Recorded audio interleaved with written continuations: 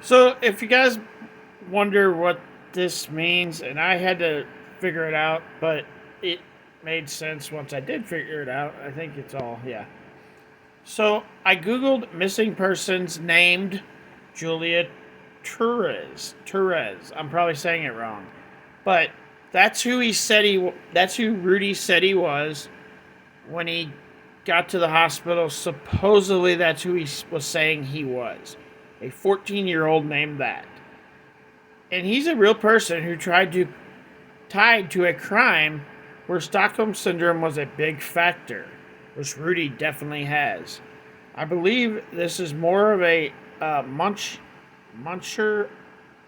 Malcher by proxy situation, but the fact Rudy gave the police that specific name leads me to believe he wanted someone to know what's really going on, just maybe didn't think a certain someone else would catch on and use the specific name is definitely a cry for help.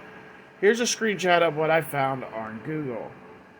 So it says in 2001, book recounts several true crimes, including one entitled The Stockholm Syndrome, in which rules recounts Oregon couple July, and those people. I'm not going to keep screwing the names up.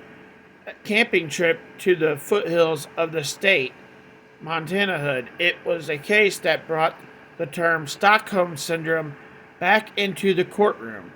Just a few years after its creation, the term, which indicates a psychological condition in which the victim develops a perceived condition with their captor. So, yes, the name he was using coincides with somebody that had Stockholm syndrome, the very one of the very first cases of Stockholm syndrome, and that's the name Rudy was using and telling the cops who he was and that he was a 14-year-old instead of a 25-year-old. That's kind of crazy.